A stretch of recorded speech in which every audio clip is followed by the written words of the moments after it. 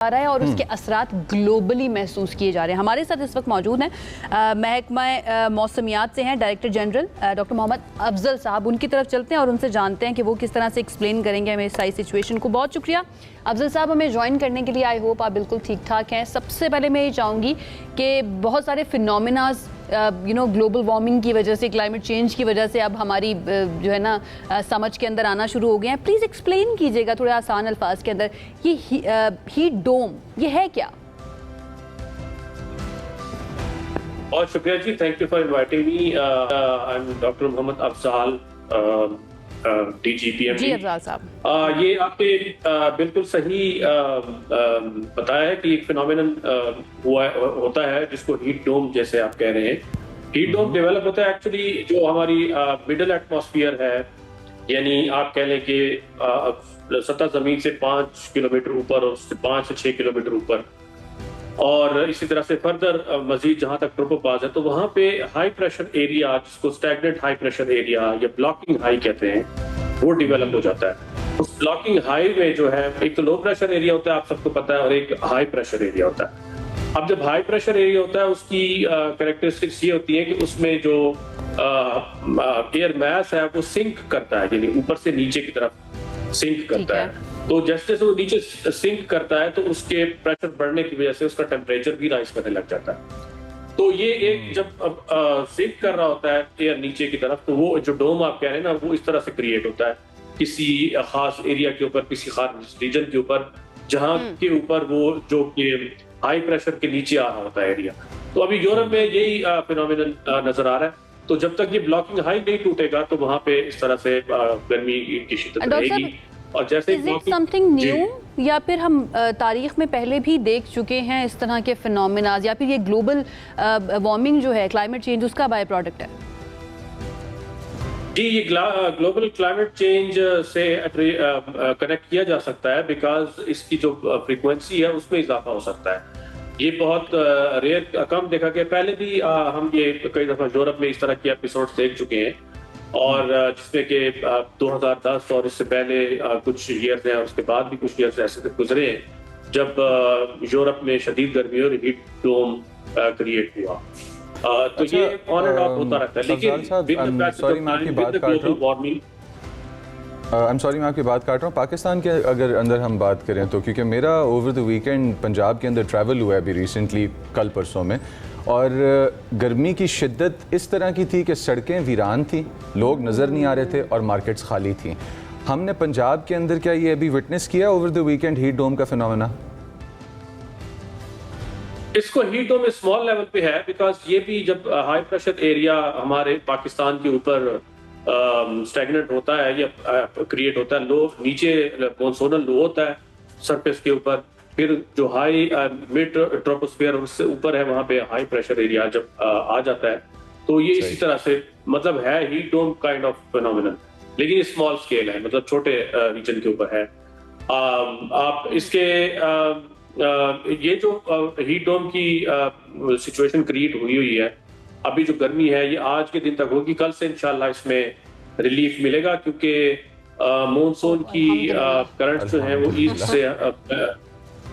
East से बंगाल से और जो अरेबियन सी है वहां से हमारी कंट्री में पेनिट्रेट कर रही है, और इसी तरह से कल से जो है वो एक वेस्टर्ली वेव भी हमारी कंट्री के ऊपर आ जाएगी। तो इन दोनों के इंटरेक्शन से बारिशें होंगी 1 से लेके 6 तारीख तक, तो टेम्परेचर में 5 से 6 डिग्री जो है ना वो कमी वाकई हो। और अफजाल साहब इन द एंड ये बता दीजिएगा कि कौन कौन से शहरों में ज्यादा बारिशें हो सकती हैं और कितनी बारिशें हो सकती हैं? मैडम, बारिशें जो है तो ये ऑलमोस्ट पूरे पाकिस्तान में ही है, और 1 से लेके 6 जुलाई की जो ब्रैकेट है इसके दरमियान में स्कैटर्ड रेनफॉल्स होंगी ऑन एंड ऑफ। और इस तरह से सिंध की बात करें तो इंटीरियर सिंध है, वहाँ 2, 3 और 4 तारीख के दरमियान बारिशें होगी। और अगर आप ऊपर साउथ और पंजाब में आ जाए और नॉर्थ केपी में और नॉर्थ ईस्ट बलोचिस्तान में, तो वहाँ जो बारिशें हैं वो 1 से लेके तो 5 तारीख तक होंगी।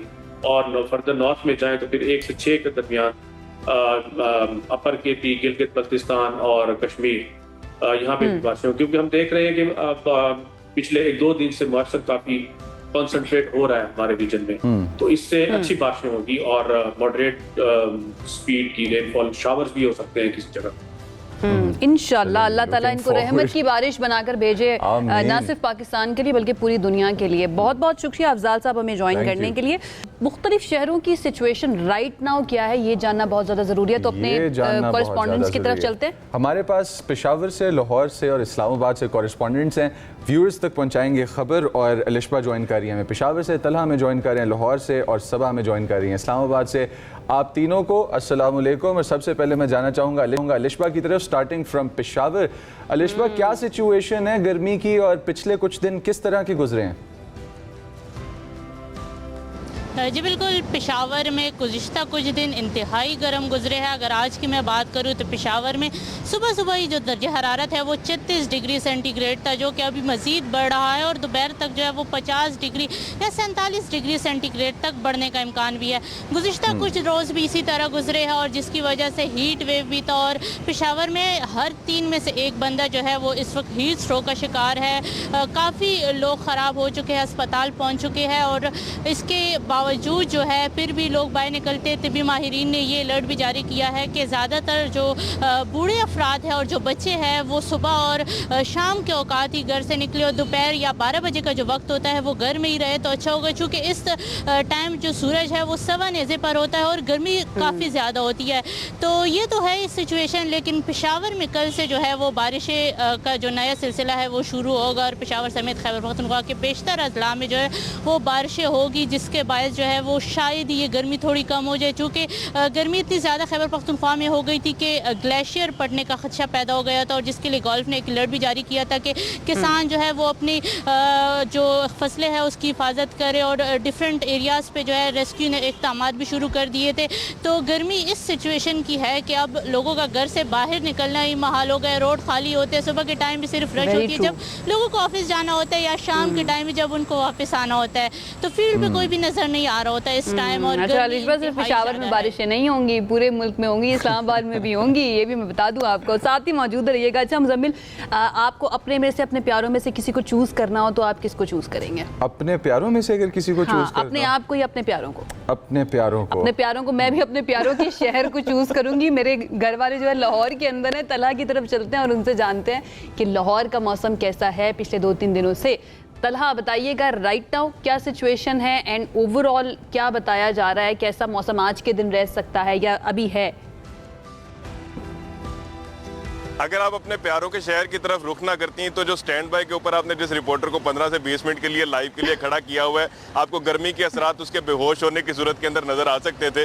लाहौर में मौसम की अगर सूरत हाल की बात की जाए तो लाहौर में सूरत हाल इस वक्त ये है कि हवा में इसकी जजा जो अल्लाह ताला आपको देगा, आपको पता है ना, काम करना, मेहनत करना ना इबादत समझा जाता है, तो ये इसकी जजा मिलेगी आपको, ये जो आप मेहनत कर रहे हैं। Please continue Talha.